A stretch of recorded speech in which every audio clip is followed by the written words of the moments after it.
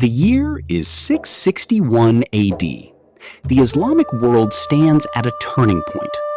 Less than 30 years after the death of the Prophet Muhammad, the community he founded has grown into a vast empire stretching from the deserts of Arabia to the fertile lands of Syria, Egypt, Iraq, and Persia.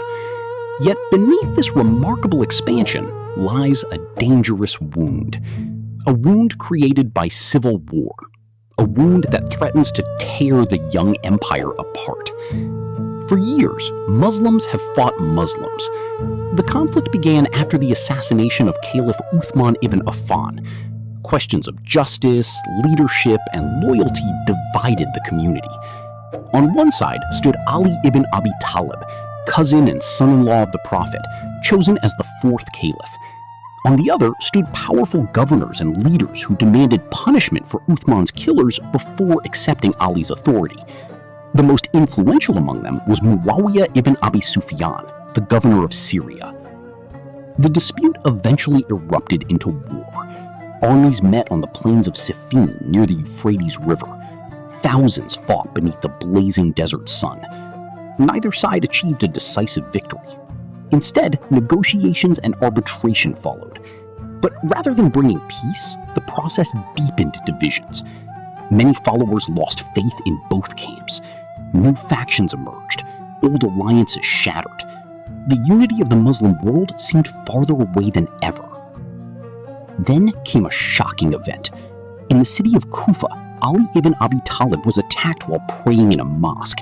A member of an extremist faction known as the Kharijites struck him with a poisoned sword. Days later, Ali died from his wounds. The fourth caliph was gone. The empire was left leaderless, and the future became uncertain. News of Ali's death spread quickly. Across Arabia and Iraq, grief swept through towns and villages.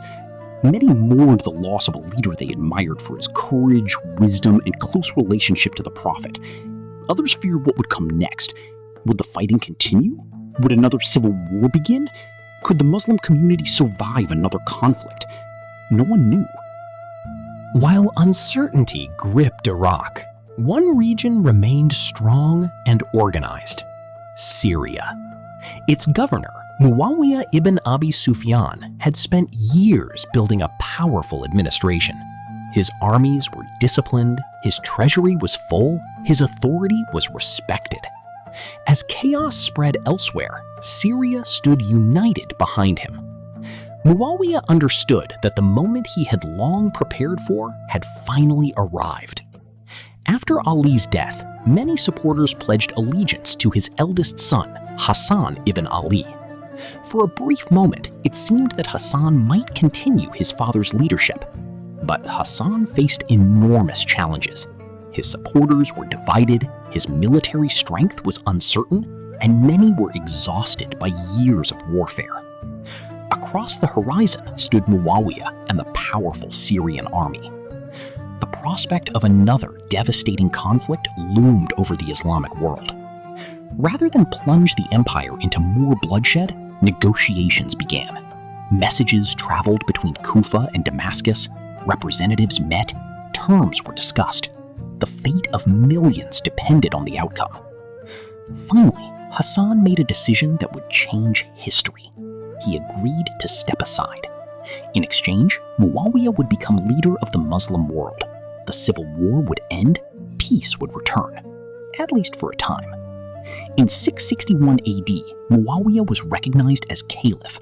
The years of civil war came to a close. For many people, it was a relief. Trade resumed, roads became safer, governments functioned once again. The empire began to heal. Yet something fundamental had changed.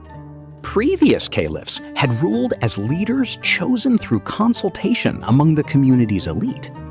Muawiya introduced a different model.